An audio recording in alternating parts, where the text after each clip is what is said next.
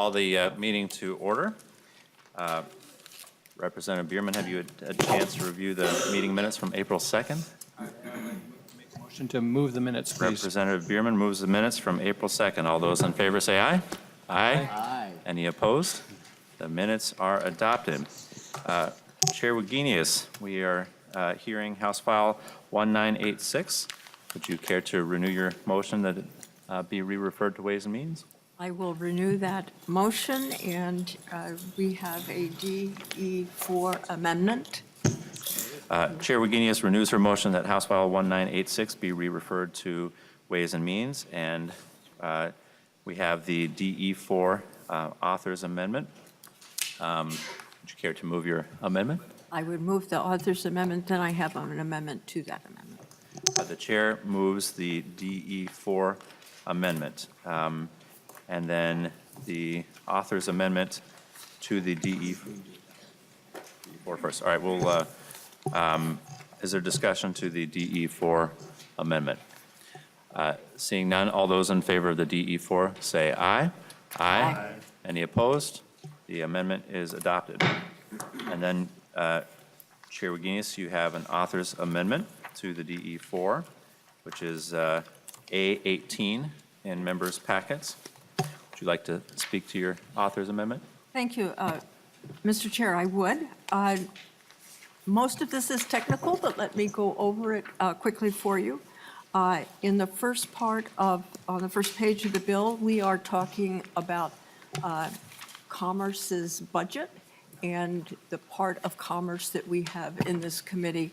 So this is just making that complete.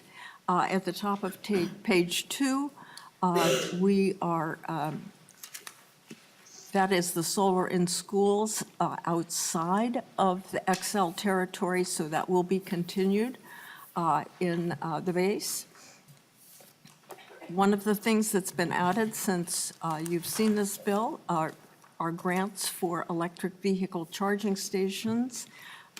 And this is again for outside of the XL area. So that's on line 2.7. Then on 2.12, we're again doing Commerce's budget. 2.22 is the actual language for the vehicle charging station. And on 3.19, we're deleting a sunset, and the rest of it's technical. So with that, members, I would be glad to take questions. There are questions on the author's A18 amendment. Seeing none, all those in favor of the A18 say aye. Aye. Any opposed? The A18 is adopted. We are on to other amendments. Is there an author for the A1 amendment? Representative Swazinski. Yes, thank you, Mr. Chair. Members, I'd like to move the A1 amendment. Representative Swazinski moves the A1. And we heard from testimony, there's a section where the $500,000 a year assessment that was sunsetted and was eliminated about 9 months ago. We heard from testimony from the commissioner that they've been able to continue to absorb those costs, and we really feel as to do justice to folks moving forward when it comes to the assessment that we should allow this to just continue to expire and not continue to collect that, and that would continue that. So I'd ask for a roll call. A roll call has been requested. Is there discussion on the amendment? Chair Wagenius. Yes, I'm going to oppose that amendment. What you are deleting is money for a specific duty of the Department of Commerce. That duty is described in subdivision 3A, and it is to represent the interests of Minnesota residents, businesses, and governments before bodies and agencies outside the state. I could read further in here if you would like me to, but basically, we do want to be involved in the discussions about the things that are affecting us, and so I would oppose this amendment. Further discussion on the amendment? Seeing none, a roll call has been requested. The clerk will take the roll. Representative Wagenius. No. Representative Swazinski. Aye. Representative Acom. No. Representative Baker. Representative Bierman. No. Representative Bowe. Representative Christensen. No. Representative Garofalo. Yes. Representative Halverson.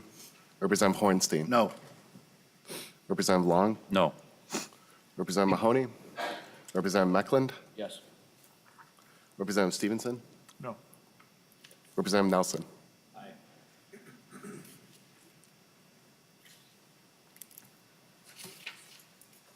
There being 4 ayes and 7 nays, the amendment is not adopted. Is there an author for the A3 amendment? Representative Swazinski. Thank you, Mr. Chair. I move the A3 amendment. Representative Swazinski moves the A3. Yes, and this essentially is also working to protect taxpayers' finances.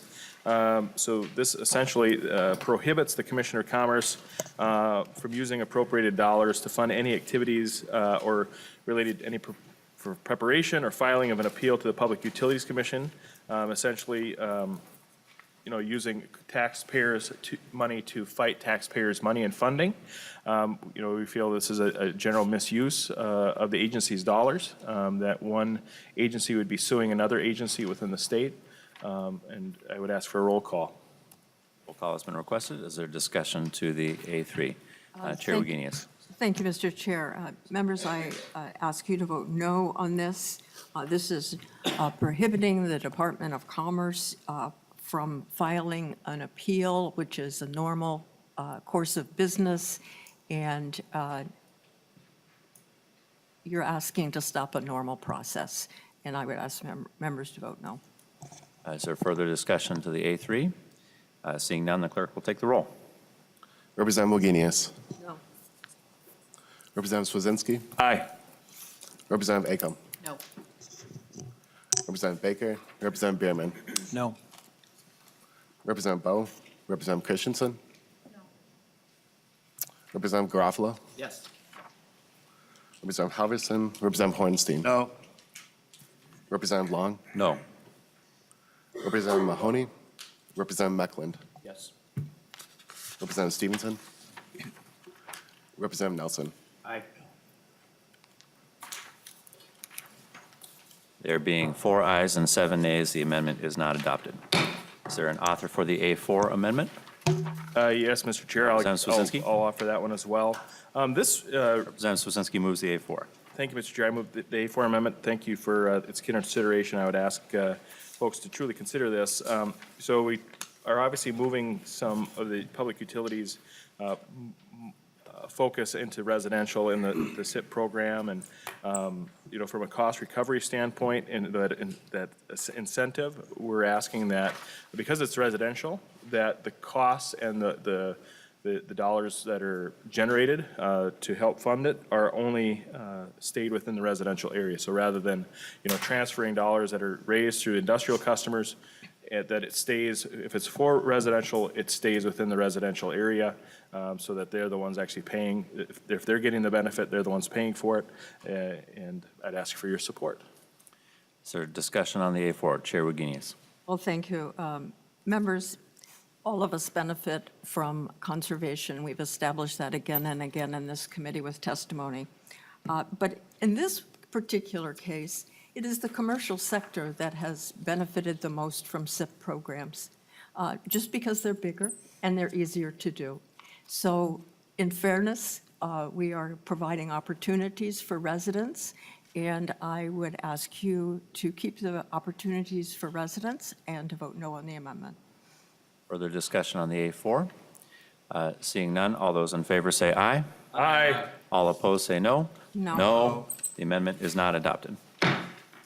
Is there an author for the A6? Representative Swazinski. Thank you, Mr. Chair, and I move the A6 amendment. Representative Swazinski moves the A6. So essentially, there's a potential, I believe, that we could have the new money that's being appropriated in this bill that could be used for a potential new lawsuit because of what we're trying to do from a policy standpoint across state lines. And this would just allow none of the new money that's being appropriated in this bill to be used for the North Dakota lawsuit. And I would ask for your support. Chair Wagenius. Well, thank you, members. I would ask you to vote no. You heard the testimony from the Department of Commerce. This is being used to pay a bill that they're obligated to pay. We do not want them to be in contempt of court, and so I would ask you to vote no. Representative Swazinski. So, Mr. Chair, this, just to clarify, it's my belief that this would be new money for a potential new lawsuit that would move forward. So, and essentially, if we were to be sued again for policies enacted in this legislature or policies enacted through rulemaking by the state of North Dakota, that we'd be prohibited using these dollars to defend. So, I understand that what's gone is gone. This would be looking out into the future. So I think this just sets good precedent for us that we need to set good policy and ask for good policy within the administration and on ourselves to try to not be privy to these lawsuits.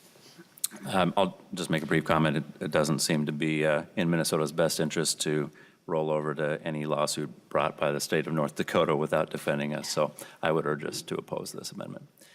Further discussion? All in favor of the A6, say aye. Aye. All opposed, no. No. No. The amendment is not adopted. Is there an author for the A7 amendment? Representative Mecklen. Thank you, Mr. Chair. I would like to offer the A7 amendment. Representative Mecklen moves the A7. So this amendment reinstates the sunset clause on the $500,000 to the commerce assessment and sets the date for 2 years out so this committee can hear it at that time to assess whether it's needed going forward. Discussion of the A7. Chair Wagenius. Well, thank you, Mr. Chair. I'm going to oppose this amendment. You're not taking away the duty of the Department of Commerce. You're only putting a sunset on, and they still have the duty, and there should be no sunset. So I'd ask members to vote no. Further discussion to the A7? Seeing none, all those in favor of the A7 say aye. Aye. All opposed say no. No. The amendment is not adopted. Is there an author for the A8 amendment? Representative Swazinski. Yes, thank you. I'd like to offer the A8 amendment. So this, so in years past, there has been, I believe, some sort of a position that was out there that was created for a specific program, and there was an assessment that was related to that. That program essentially has went away, and we feel that the assessment that's related to it should also go away. And we believe this $400,000 is best used in the pocketbooks of ratepayers rather than in the government bureaucracy, and that's why I'm moving this amendment forward. The original reason for the assessment is now gone, and we feel that just because the reason for it's gone, the funding should also go back to the way it was before. So it simply cuts $400,000 from the $850 SIP assessment at Commerce, and it reflects the carve-out that went away last year. So. Discussion to the A8 amendment. Chair Members, I Wagenius. would ask you to vote no on this. We're not repealing the language or the responsibilities. We're only cutting the dollar. That doesn't make sense, and I'd ask you to vote no. Further discussion of the A8 amendment. Seeing none, all those in favor of the A8 amendment say aye. Aye. All opposed? No. No. The A8 is not adopted. Is there an author for the A10 amendment? A10. Yes, I'd like to move the Representative- A10 amendment. Representative Swazinski moves the A10. Yes, so essentially, so it cuts to $29,000 per year for the Commerce for the residential SIP financial incentive program from the tails.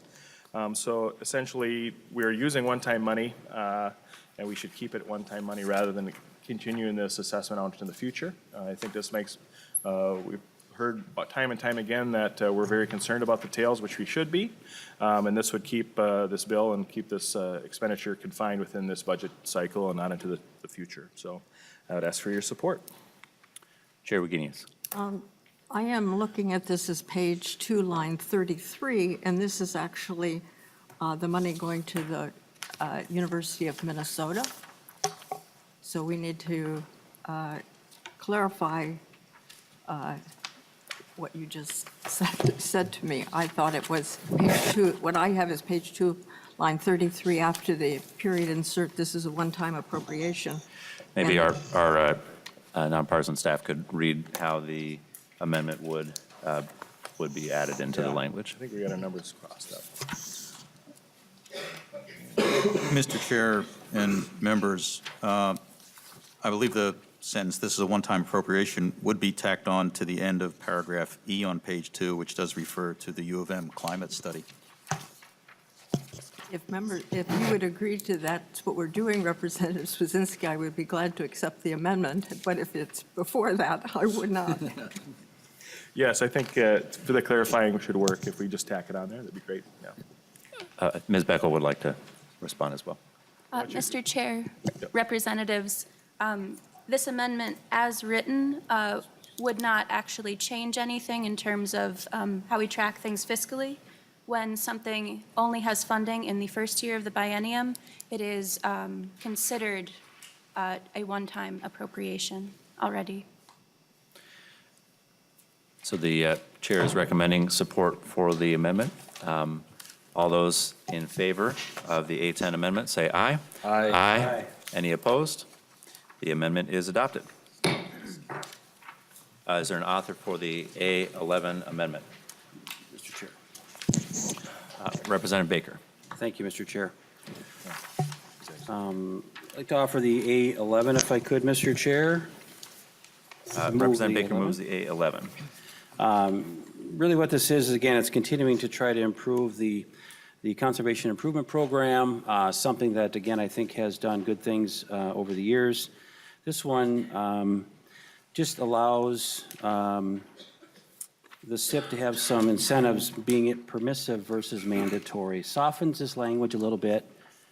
I think we got to get these bills perfected and honed a little bit, and I think using language that allows things to be a little more permissive than mandatory allows a better plan, a better utility outcome. And again, the PUC can approve it if it's not, but it can't if it's mandatory. So with that, Madam Chair, I'd offer that amendment for your consideration to make it a little better. Chair Wagenius. Well, thank you, Mr. Chair and members. I'm going to ask you to vote no on this.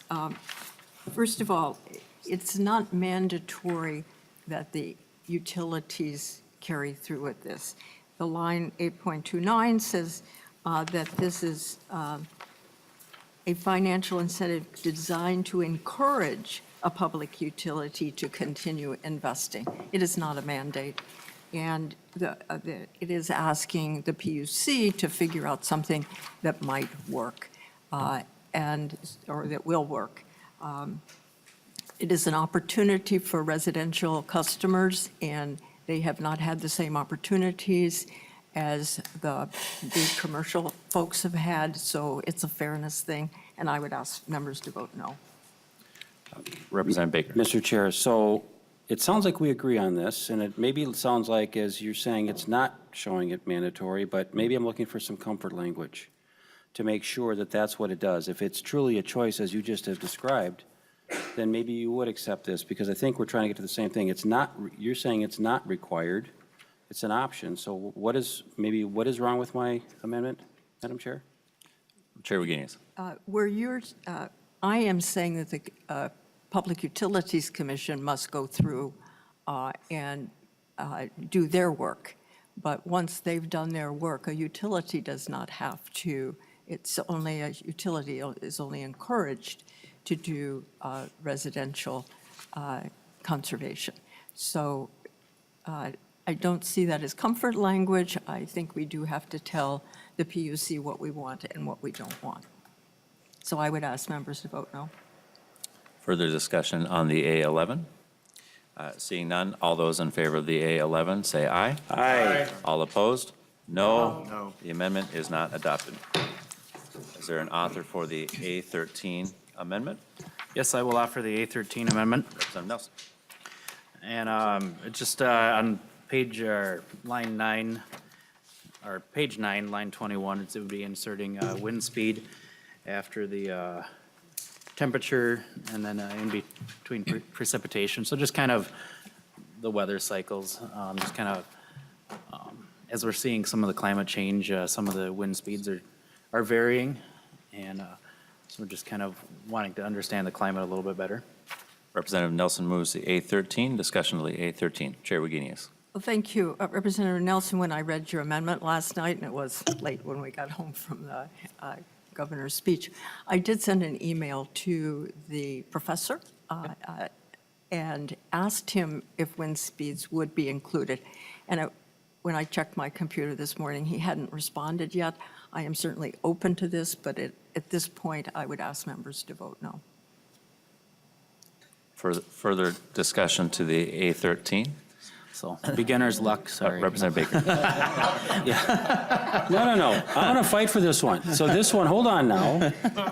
And I think Representative Nelson does a great job with talking about what he heard in one of his very first committee hearings that really perked my ears up. You know, to actually hear that the weather patterns make a significant difference on the load that we can go onto our lines. I think we've all talked about wind is one of the cheapest forms of renewable energy. I'm there. But we can't rely on it, and it was, again, kind of confirmed with that as these weather patterns get kind of weird. I think, you know, I remember 20 years ago when the El Nino gave us a very warm winter, no snow at all. I remember it was just a really weird time, and if we are starting to count on wind speeds to be in this window, and we're hearing from the scientists that you, I think, really value their opinion, Madam Chair. I think Representative Nelson brings up a really good point that let's make sure this is part of this conversation. This is real energy that is going to go up and down, and it's going to go down more than what we realize. And if we're going to start counting on this energy, I think we need to have some exceptions for this. And great amendment. Thank you for bringing it forward. Appreciate it. Chair Wagenius. Okay, if you will look on lines 9.21, this says a variety of other climate parameters over the rest of the century.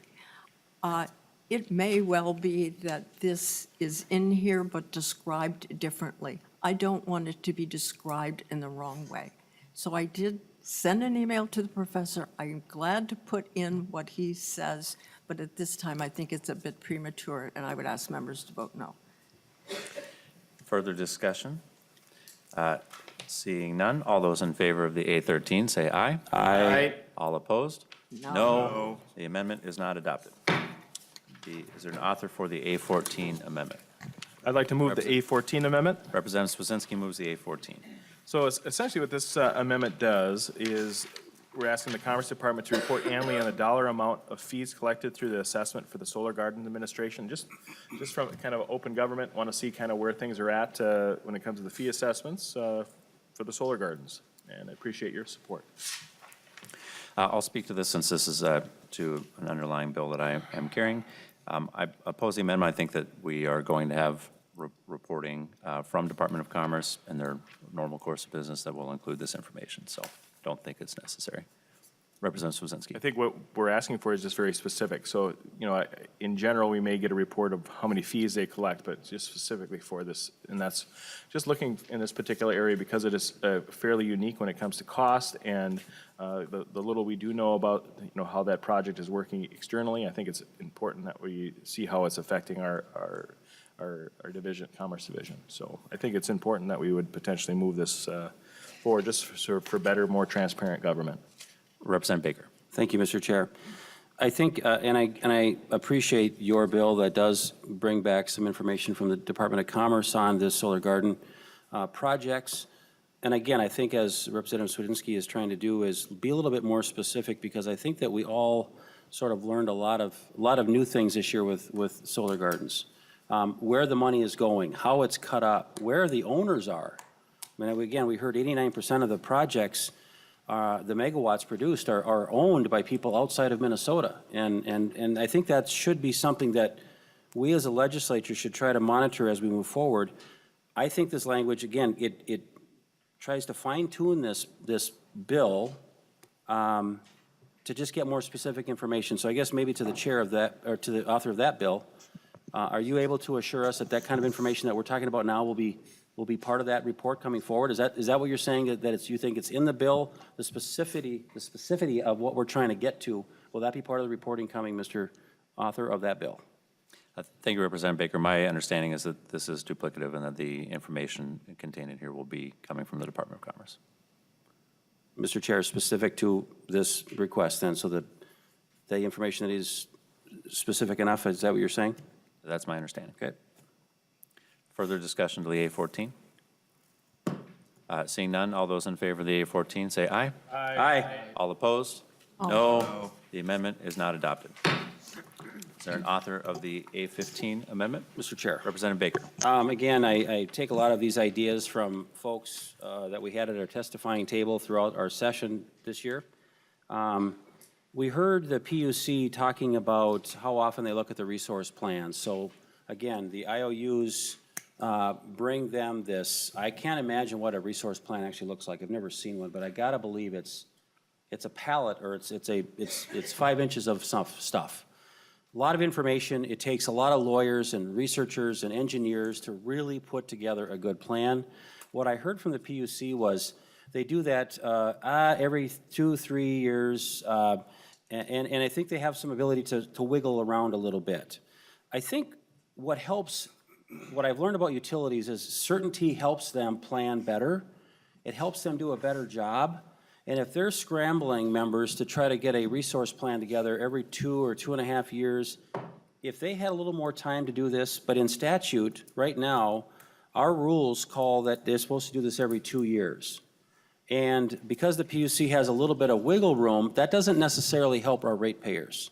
And I think what I'm asking the chair to do is why don't we allow them to maybe cut out some of the attorneys and some of the researchers and have them work longer on a project, and that might be bringing us better information, but I think it also defines to the PUC a little better that, hey, every 4 years in this world might be a really good idea. So I think you want to actually maybe support this amendment, so I'll stop talking right now, so thank you.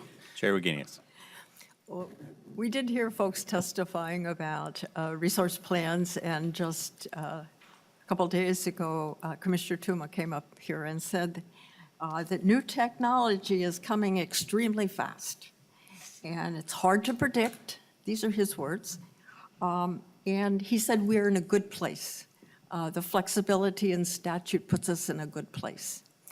And one of the things I was thinking about as I was thinking about your amendment is we've heard that Google may be coming to Minnesota for a data storage center in Becker. Well, do we want them to wait 4 years? Not on my watch. I want them to be able to come in as quickly as possible if there's an opportunity like Google to come to Minnesota. So I would not like to hamstring the commission or the utilities when technology is moving this fast. So members, I would ask you to vote no on this. Further discussion on the A15. Seeing none, all those in favor of the A15 say aye. Aye. All opposed? No. The A15 is not adopted. Is there an author to the A16? Yes, Mr. Chair, I'd like to move the A16 amendment. Representative Swasinski moves the A16. And so, folks, this simply just deletes the appropriations for the U of M climate study and the residential SIP, which adds up to, I think, approximately $609,000.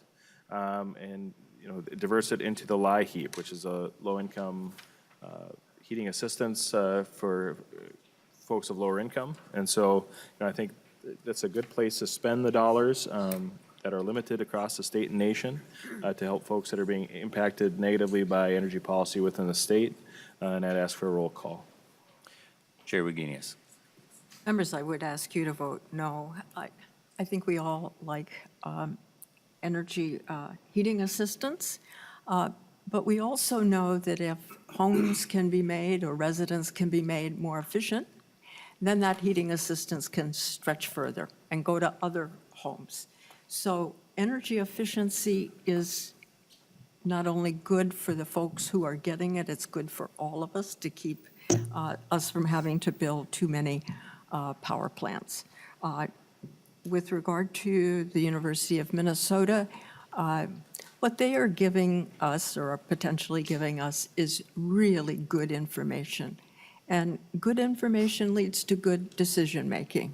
And when I think about the debate on the House floor the other day when you all were talking about disasters and disaster relief and how much money it's costing, I was thinking about how do we do some prevention? And I think that this particular information from you will help us with that prevention, so I'd ask members to vote no. Further discussion on the A16. Representative Stevenson? I think that the study is very important. I think some of the members of the minority indicated that there's useful information about a lot of different things that we could learn from that study. I would appreciate their interest in a few minutes ago and hope that they don't now want to remove the study at this time, so we can get the answer to the questions that Representative Nelson and others raised just a few moments ago.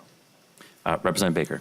And I think to that point, Representative Stevenson, I think that it is a good study, and I think it's something we can do, but I think we also heard, and I certainly have heard in other committees, our folks in the LIHEAP program need it more than we need a study. And I think this diverts that money to, I think, a more greater need right now today. And so that's why I love this idea. I think it's a great amendment because, again, this is helping more people with their heat right now. It's gonna help a lot more people. Seeing no further discussion on the A16 and a roll call being requested, the clerk will take the roll. Representative Wagenius? No. Representative Swazinski? Aye. Representative Acom? No. Representative Baker? Yep. Representative Bierman? No. Representative Bowe? Representative Christensen? No. Representative Garofalo? Yes. Representative Halverson? No. Representative Hornstein? No. Representative Long? No. Representative Mahoney?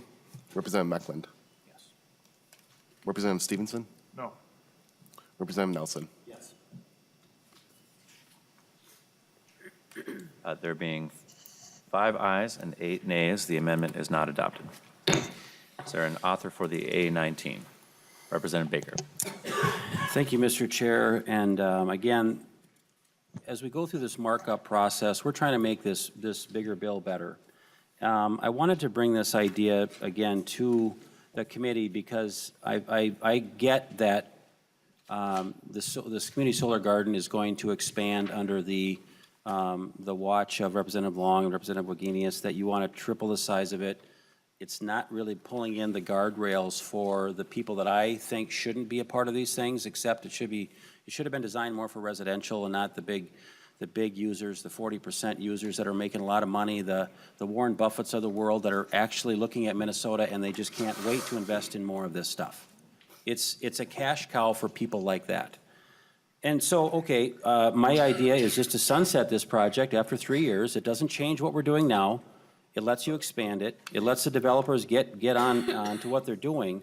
But this is something that I think in the long run, folks, when we are seriously looking at utility scale solar today, 2019, as 25% of the cost to produce solar on a community garden is much different than putting it out in a utility grade, in a utility solar scale. So I think that if we ignore this going forward, we're ignoring the fact that we are being very careless with ratepayers' pocketbooks. We are looking the other way. And the developers and owners are winning from this tremendously. And a few of the people that actually can afford to get on the grid, on the solar garden. So I think if we really want to be honest and transparent, okay, the program is up and running, but let's at some point say enough and stop it. And I think that it just, because my biggest problem with this solar program is the value of solar that has been set up doesn't change during the life of that project. And so that rate will stay high. I wish we could change it every 3, 4 to 5 years and have an adjustment clause, but that's not part of this. We tried to do that. But members, I just think that we have to look at this program, honestly. I don't like this program anymore. I think it should stop after 3 years, and we should look to see what's next. Because I think solar in 3 years, it would be an embarrassment if we were ever to try to expand this any further. If we can buy, maybe it's going to be a fifth of the cost then. So with that, members, I'd love to have your support to say let's sunset this program, and if we're going to do more solar, I want to do more solar, but just not at this really high-priced method. Thank you. Representative Swazinski. Thank you, Mr. Chair, and I just want to correct some of Representative Baker's comments. You know, he talked about that the cost doesn't change over this. It does change. It goes up. Most of these contracts are ballooned, and so while the price might be lower now, Representative Baker, they don't just stay the same. They go up and up and up and up. So while we're looking to the future in technology and the price actually going down when it comes to actual industry, these contracts are set to continue the cost increase that is multiple times higher than what the current rate to actually install these from a market rate standpoint. And so just want a little point of clarification, Representative Baker, but, while this program continues, the price will continue to go up. And I don't think that's a benefit to anyone. I agree 100% that, the Chair, Wagenius stated, technology is changing exceptionally quick. We can't, where we're here today, we're not going to be tomorrow. And I think specifically when we're dictating how much the cost of a specific project and cost are going to be today and what it reflects, it has no bearing on what it's going to be in 3 years or 2 years or 1 year or 3 months from now. And I think by continuing this program, I think, this is a good middle ground, folks. We talked about it last night. Let's find some middle ground. I think we're not asking for this program to end today. We're asking, hey, you know what, there can be some expansion, there can be some investment. We've seen big business, we've seen Warren Buffett being able to profit exceptionally. Let's just call it quits after 3 years. I think that's some good middle ground. And that doesn't say in 2 years we can't look at it again and say, hey, you know what, this is continuing to lower costs for consumers, which it's not. But if it happens to in 2 years, we can always re-up it. But this kind of puts a little pause button so that we understand kind of what's going on in the future and really making room for the new technologies that are coming on board rather than locking us in to more expensive options when they're obviously right now today already cheaper ones. So I think this is a great amendment. Representative Baker. Thank you, Mr. Chair. I just want to also thank Representative Swedzinski for clarifying me. This program has me kind of wound up, and I guess the more I understand it, the more I've got heartburn about it. And I hope others start looking at this as well as we move forward on this. It's a ratepayer's nightmare if you really understand the project. So thank you for correcting my enthusiasm for this. Appreciate it. So since this is to my underlying bill, I'll speak this as well. The value of solar rates that the Public Utilities Commission have developed are designed so that we are agnostic to putting on new community solar. It's designed to incorporate all of the costs that are inherent in developing new energy. And so that's the elegance of the rate, the way they've designed it. We've had the most successful community solar program in the country. Even Xcel Energy has said they don't want the program to end. They want to see it updated, and that's what we're in the process of discussing. So I hope members will oppose this amendment. Representative Garofalo. Thank you, Mr. Chairman. And some people on this side of the aisle made some pretty serious claims against the community solar program. And I noticed in your response to that, you didn't really counteract the things that Representatives Swedzinski and Baker said. I mean, is it true that this form of solar is far more expensive than most other forms of solar? Representative Garofalo, so if you are comparing community solar to utility scale solar, yes, community solar is a more expensive form than utility solar, but the way that the value of solar rate is designed by the Public Utilities Commission is specifically set so that every new additional community solar that is added is not having any cross subsidy because it is, we are agnostic to it since you are including all externalities in that price. So, Mr. Chairman, if I may. Representative Garofalo. So the externalities, do we not get those benefits from large-scale solar projects outside of community solar? Representative Garofalo, if you are suggesting that we should add in an externality-inclusive price for all energy, I'd be happy to talk to you about that. Well, no, but Mr. Chairman, Representative Garofalo. what I'm saying is that are we getting those benefits right now from those other forms of solar? Representative Garofalo, we are getting externality-inclusive benefits from other forms of energy as well. If we price that into all of our energy, that might be a better way to go, but we don't do that right now. We are doing it for the community solar program. So, Mr. Chairman, what we're Representative saying is, I mean, again, you mentioned yourself as the author of the program. What you're suggesting is that we should pay for these externalities under this program, but we should not pay for the externalities under any other renewable energy that's being sold right now in the state of Minnesota in current law. That's not what I said, Representative Garofalo. What I'm saying is that under the community solar program, that is the way the rate has been designed by the Public Utilities Commission. I conceded that that is not the way we do it for other forms of energy, and I said if you wanted to work on changing the pricing structure for other forms of energy, I'd be happy to talk with you about that. So just to be clear, Mr. Chairman, so the PUC doesn't set the rate, we did in statute. Okay. Representative Garofalo, the way the value of solar rate is created was not us. The Public Utilities Commission develops it in conjunction with Xcel Energy. But the value of solar creation, that was set in statute in 2013. That's correct. That was put in there, and then what people, what it means to different people and different things is fine.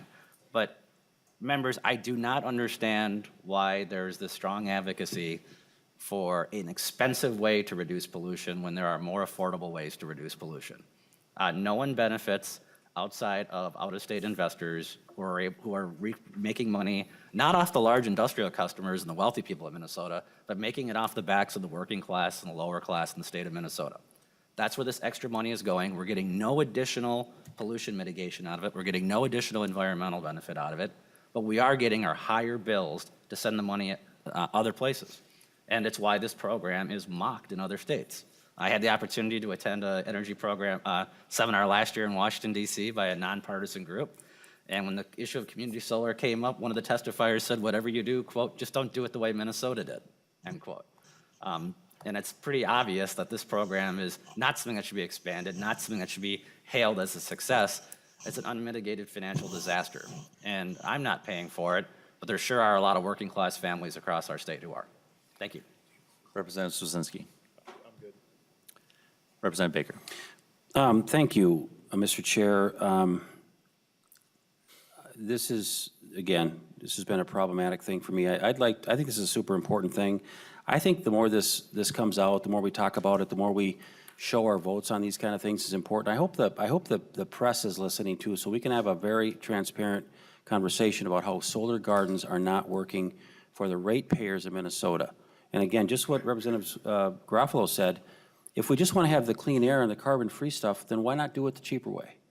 Mr. Chair, I'd like to request a roll call on this. Roll call has been requested. Is there further discussion on the A19? Seeing none, the clerk will take the roll. Representative Wagenius. No. Representative Swazinski. Aye. Representative Acom. No. Representative Baker. Aye. Representative Bierman. No. Representative Bowe. Representative Christensen. Representative Garofalo. Yes. Representative Halverson. No. Representative Hornstein. No. Representative Long. No. Representative Mahoney. No. Representative Meckland. Yes. Oh, that one's gonna. Representative Stevenson. Representative Nelson. Yes.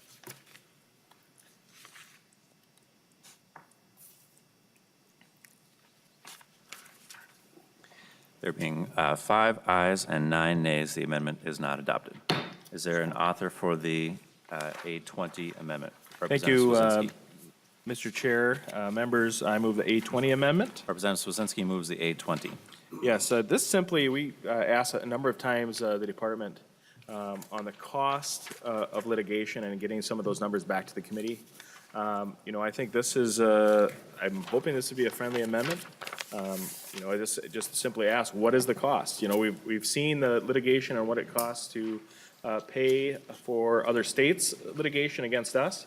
And I think we deserve to know how much it is costing taxpayers to move this legislation or litigation forward from an inter-department level. And, you know, whether it's the Attorney General's office, whether the Department of Commerce, this particularly is on for the commissioner to report back to us what is the cost that they are incurring internally for suing for the Enbridge Line 3 litigation against the Public Utilities Commission.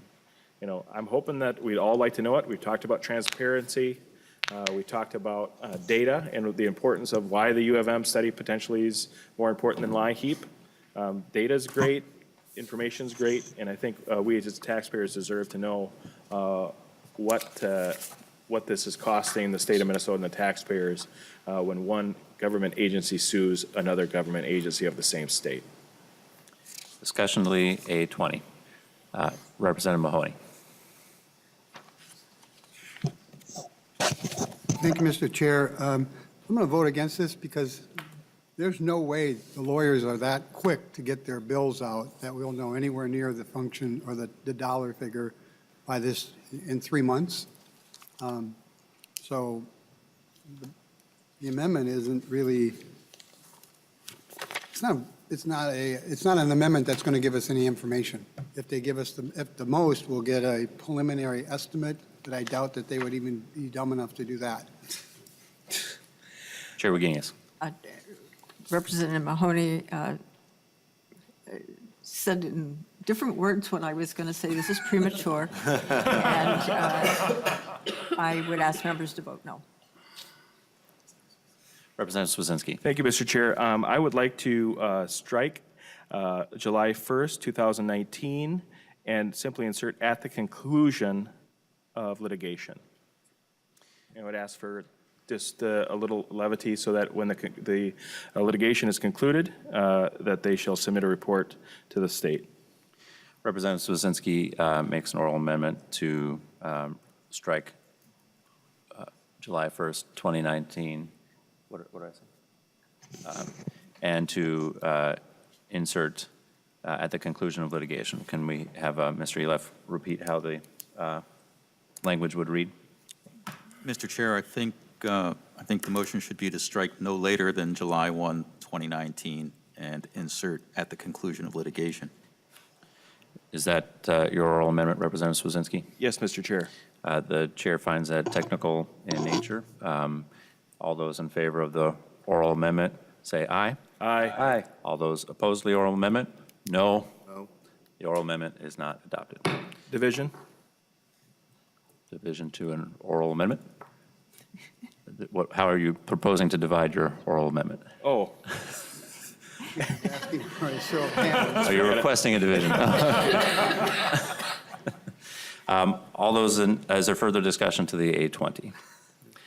Seeing none, all those in favor of the A20, say aye. Aye. All opposed? No. No, the A20 is not adopted. Is there an author for the A21? Representative Baker. Yes, Mr. Chair. Thank you, Mr. Chair and members. A long time ago, I had worked with some folks on the old Representative Rarick's bill of the energy storage, House File 165, and again, I had brought to the committee, there was a lot of discussion on that important bill that brought energy storage to resource planning for the state of Minnesota, for seeing what is really the potential for locking in our storage from renewable energy. We saw some really nice presentations. I was disappointed that this bill did not get a hearing. There was a clone bill that was like it. I think Representative Claflin had it, and I think a lot of her components are also part of this bill. What I also noticed, Madam Chair, in your bill, 50,000 was stripped out of that. My bill was requesting 150 because that's what was agreed upon with the stakeholders that were working so hard on this the last 6 to 12 months. And they really had solid agreement on this. They felt 150,000 was a reasonable number. I'm asking, Madam Chair, that you might want to consider slicing a very small amount out of the U of M climate study, storage study that they're working on. It's 0.8% of a slice. To me, I feel like we get a little bit of this important bill back on the table to fund it properly. I want to make sure that we actually get the information we really need, and if we start cutting that study down by 1/3 of the cost, I don't know that we're going to get the information we want to get. So, Madam Chair, I think it's a very easy, simple request. I don't think the U of M is going to miss a tiny little bit like that when I think energy storage is a very exciting future. So I hope that you would accept this, Madam Chair. Discussion on the A21. Chair Wagenius. Well, thank you, Chair and Representative Baker. I know because we have the U thing, the U study has gone through the process at the U, and we have an absolute number on that. The storage that you're talking about, and I do like the storage part of this bill, is money for a request for a proposal process. You'll find that on line 3.3. So we really don't know what the cost of the storage bill. We may be able to get it for $100,000. That's a lot of money, in a request for a proposal. If not, we may need to put more money in. But actually, I mean, when I think about this and I think about your idea, since we really don't know, we don't have a firm number, that was an estimate given by advocates. When we get our final target, as we go into negotiation, if we have more money, that is, I would be happy to put it in there. But we don't know what our final target is going to be. But at this point, members, I'd ask you to vote no. Further discussion to the A21? Seeing none, all those in favor of the A21 say aye. Aye. All opposed? No. The A21 is not adopted. That concludes the amendments that we have today. Representative Swazinski? Thank you. I just want to make sure that we have a roll call on the final passage. Representative Swazinski has asked for a roll call on final passage. Chair Wagenius, would you care to make any closing comments before we move to the final Members, adoption? you know this is the second of our finance bills. This is the small one because this is our general fund money. It funds the Department of Commerce Energy section and does a few other things that we have talked about. It is not a big bill, but I would appreciate your support. Representative Wagenius renews her motion that House File 1986, as amended, be re-referred to the Ways and Means Committee. A roll call has been requested. The clerk will take the roll. Representative Wagenius. Aye. Representative Swazinski. Representative Acom. Yes. Representative Baker. Representative Behrman. Yes. Representative Bowe. Representative Christensen. Representative Garofalo. Representative Halverson. Aye. Representative Horenstein. Yes. Representative Long. Yes. Representative Mahoney. Sorry, I didn't. Representative Mahoney. Yes. Representative Meckland. No. Representative Stevenson. Yes. Representative Nelson. No. Representative Bowe. No.